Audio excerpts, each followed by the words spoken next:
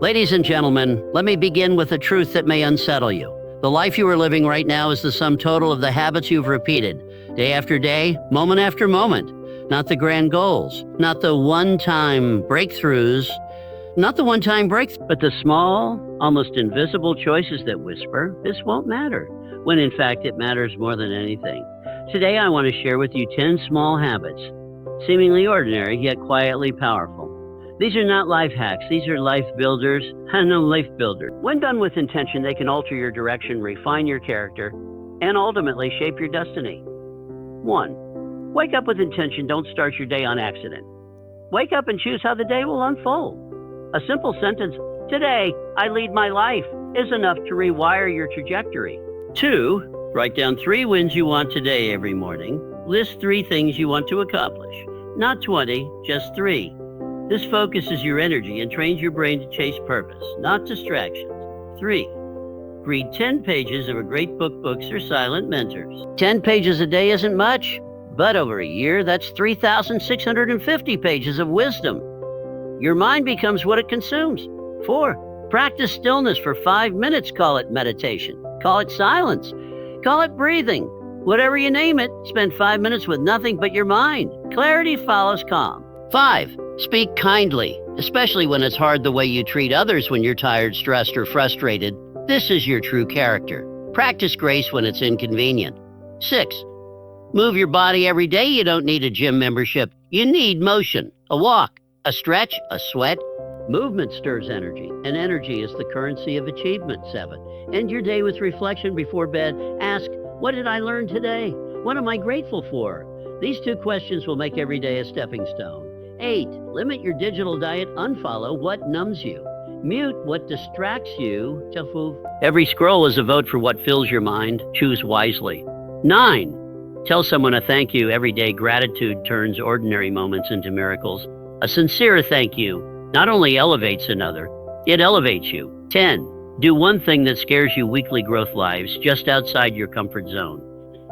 Small risks build courage, and courage creates transformation. There is no greater tragedy than a man or woman endowed with vision yet paralyzed by inaction. You see, wishing is not purpose. Dreaming is not purpose. Even planning is not purpose. Purpose, my friend, is only real when it is backed by motion, when it becomes a force expressed through daily, deliberate action. You may possess a magnificent vision, so vivid, so grand, it burns behind your eyes at night and wakes you in the early hours with excitement. But unless you are moving toward it, one deliberate step at a time, that vision will remain a ghost that haunts you rather than a goal that calls you.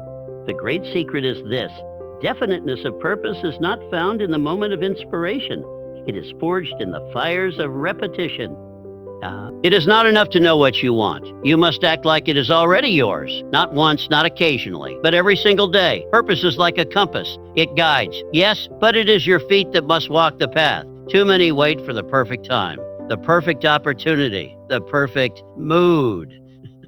But the person of purpose knows that perfection is a lie dressed in procrastination. They know that destiny does not wait for ideal conditions. It bows to the individual who shows up anyway. Each day offers a choice. You can drift, or you can direct, or you can direct. You can respond, or you can initiate. Purpose is not passive. It does not tolerate hesitation. It demands that you rise, that you press forward with faith, even when the path is unclear, because the act of moving forward clears the fog. You must train your mind to obey your purpose like a loyal soldier obeys the general. There must be no negotiation between what you desire and what you do. Align your mornings with your mission. Align your habits with your higher aim. Let each action, no matter how small, serve the throne of your purpose. The truth is, success does not arrive all at once. It does not knock with fanfare. It appears in the silence, in the small things. The small thing. In the early morning decision to rise when you could rest. In the choice to persist when quitting would be easier. In the discipline to do what others won't, long before they even see the result. And so I say to you, do not wait for motivation. Command it. Do not wait for signs. Create them. Create them. Do not wait to feel ready. Become ready by moving forward. All things which man creates begin in the realm of thought. Every structure you see, every invention, every poem, every empire was first imagined in the invisible laboratory of the mind. But imagination alone is not enough.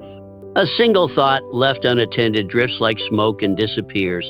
It is repetition that gives thought its substance. It is repetition that transforms ideas into belief, and belief into reality. The subconscious mind does not distinguish between truth and falsehood, between reality and imagination. It accepts what it is given, especially what it is given often. Repeated thought becomes the blueprint. The more often you think a thought, the more deeply it is etched into your mental fabric, until it becomes a part of your automatic behavior and finally your destiny. Consider this carefully. A thought repeated once is a whisper. Repeated daily, it becomes a voice. Repeated with emotion, it becomes a command. And once it becomes a command to your subconscious, the universe itself then conspires and aligns to bring forth the reality that thought demands. This is no mystical fantasy, it is the law of mental causation. Just as the farmer reaps only what he has sown and nurtured, so too will you harvest only what you plant and replant in the fertile soil of your mind. You cannot entertain thoughts of failure and expect success. You cannot dwell on lack and expect abundance. You cannot habitually think weakness and expect strength. The mind responds to what it is fed, and what it is fed consistently becomes its truth. You see, repetition is the mother of belief. Belief, when strong enough, becomes faith. Faith. And faith, when married to action, moves mountains. This is how kingdoms are built, how fortunes are won, how men rise from obscurity to greatness, not by accident, but by the intentional, relentless cultivation of thought. Every day, you are imprinting something on your mind. Every word you speak to yourself, every image you hold, every phrase you rehearse, these are not idle acts.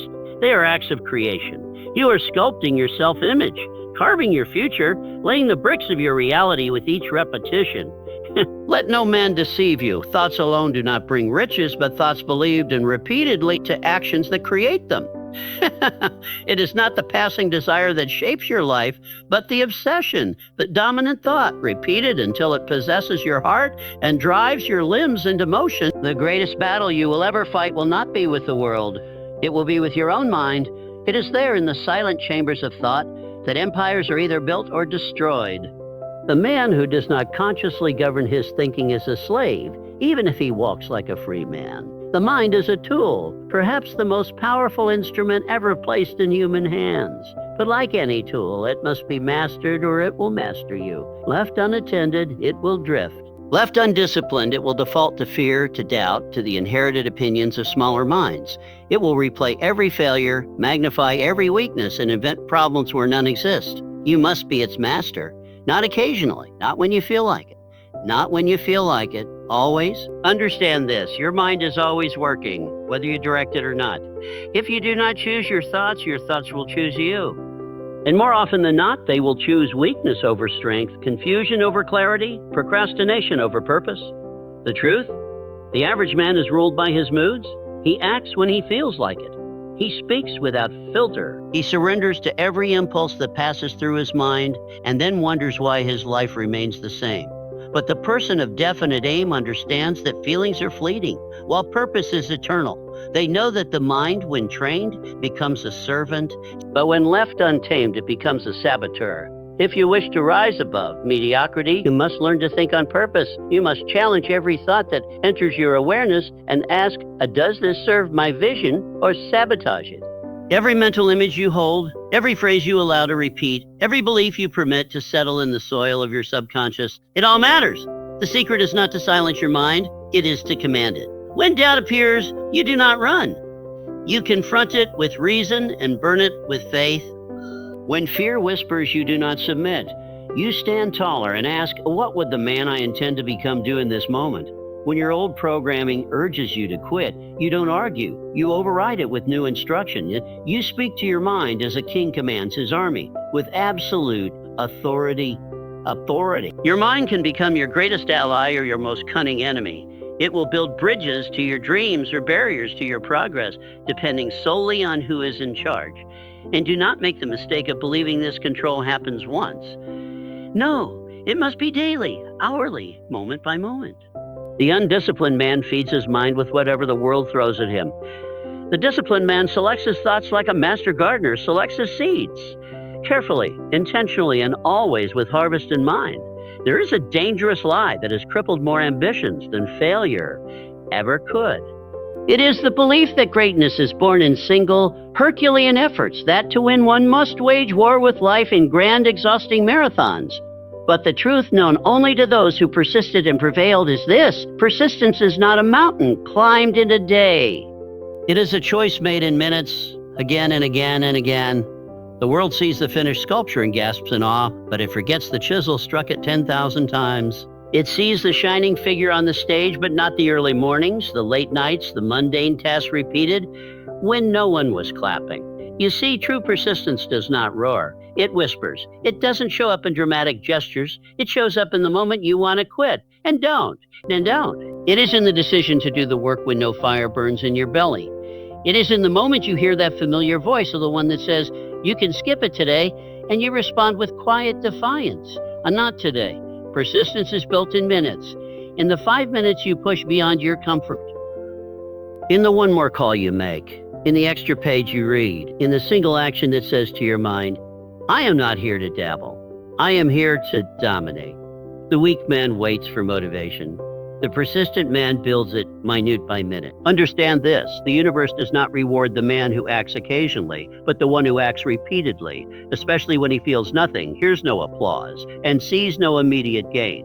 For in those quiet minutes, character is being forged. Endurance is being built. The will is being tempered into iron. The man who sprints will exhaust himself, but the man who walks with discipline, step after step, day after day, will arrive where others only dreamed. Because persistence is not about how much you can do once. It is about what you can repeat in small doses over time, without complaint, without excuse, without loss of focus. Ask yourself, what minute am I wasting today that could become the minute I build my future? Real, burning, soul-shaking faith is the foundation of all achievement. It is the spark that lights the fire of possibility. It is the inner knowing that what you desire is already yours, long before the world reflects it back to you. But hear this clearly and remember it well. Faith alone is not enough. Faith without action is faith. Because there are men who speak of belief, who speak of vision, who speak of dreams, and yet they sit idle. They wait, they hope, they affirm but do not act. They pray but do not move. And they wonder why their prayers go unanswered, why their vision fades, why their lives remain unchanged. It is because they have mistaken wishful thinking for faith. They have fallen into the seductive trap of passive belief. But real faith is not passive. It does not sit back and wait for proof. Real faith moves. Now, real faith takes steps before the path is clear. It invests before the harvest and the peach. It acts as if the result is guaranteed, because in the heart of a person with true faith, it already is. The man who achieves does not merely believe. He proves that belief with motion. He confirms it by showing up when it's inconvenient, by working when others are sleeping, by persisting when there is no applause, no recognition, no visible reward, because he knows that action is the evidence of faith. Without it, belief is just noise. Understand this law. The universe responds to motion, not to idle wishing, not to hollow affirmations. Motion is the currency of manifestation. It is the language the world understands. Faith is the vision, but action is the bridge that takes you from where you are to where you wish to be. You cannot claim to have faith in your dream if you are unwilling to do the work that dream requires. You cannot say you believe in your future while making excuses for your present inaction. The man of destiny does not wait to be ready. He moves in faith and makes himself ready in the doing. You may believe in greatness. You may declare abundance. You may see yourself achieving, rising, conquering. But the question is this: what are you doing today that aligns with that belief? Are you writing the book, building the skill, creating the value, facing the fear? Creating the value, facing the fear. Because if you're not, your faith is still a fantasy, a dream without a deadline, a fire without heat.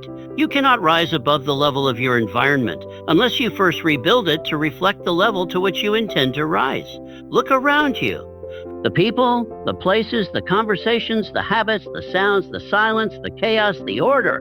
It all speaks. It is a mirror. And what it reflects back is not your dreams, not your potential, but your current self-concept. Your environment is the physical evidence of who you believe yourself to be. You may speak of greatness. You may hunger for success. You may affirm abundance and visualize prosperity. But if you continue to dwell in surroundings that echo mediocrity, laziness, and confusion, your progress will always be uphill, slow, and strained. Why? Because the subconscious mind does not follow your words, it follows your atmosphere. Understand this environment is not passive, it is persuasive. It influences your mood, your energy, your discipline, even your faith. A cluttered room suggests a cluttered mind.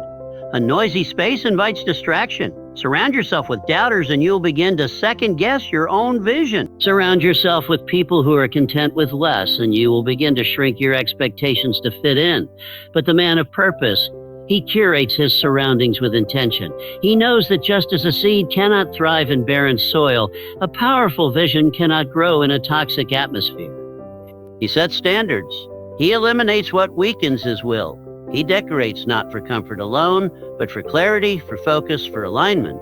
You must ask yourself, is my environment helping me become who I say I want to be, or is it keeping me who I've always been? You may need to change the furniture or the friends. You may need to wake up in a different room, sit at a cleaner desk, walk in a quieter space, read better books, listen to stronger voices. You may need to cut ties with the noise, the drama, the distractions that drain you before the day even begins. Do not underestimate the subtle power of what surrounds you. It is shaping you, whether you are aware of it or not. Think of the most successful men and women throughout history. Did they rise out of accident, or did they engineer environments that demanded their best? You will find time and again that the first step toward transformation was not inward, it was outward. They changed what they looked at daily. They changed who they heard. They changed the tone of their mornings and the texture of their evenings. Because they understood this truth. You do not become successful and then change your environment. You change your environment to become successful. Now you have heard the truth, not dressed in fantasy or cloaked in hollow motivation, but carved from the timeless principles that have built empires, ignited revolutions, and elevated ordinary men into legends. These habits, though small in appearance, are not small in impact. They are the invisible hinges upon which the doors of destiny swing. They are not once-in-a-lifetime feats, but daily decisions, repeated thoughts, directed actions, purposeful persistence, controlled minds, chosen environments. They are proof that success is not reserved for the gifted, but for the governed, for the one who governs his mind, his time, his surroundings, and his standards. Do not wait for some grand moment to change your life. The moment is now, and the tools are within you. These habits are rituals with which you carve your future, the rituals with which you rewire your identity, the declarations you make, not with words, but with motion. No man drifts to greatness. He decides his way there, minute by minute, thought by thought, habit by habit by habit. So I ask you, will you command your mind or be commanded by it? Will you repeat fear or instill faith through repetition? Will you wish for change or walk it out in daily action? Will you let your environment shape you or shape your environment like a master craftsman of destiny? Because greatness is not achieved in a single leap. It is earned in the inches, in the habits too small to notice, until they become the results too big to ignore. And if you will start today, not with noise, but with quiet, steady resolve, if you will begin and not stop when it gets hard or silent or thankless, if you will persist when others pause, then there is no power on earth that can stop the man who becomes a master of these 10 small habits. They will not just change your life, they will reveal the life you were meant to live all along.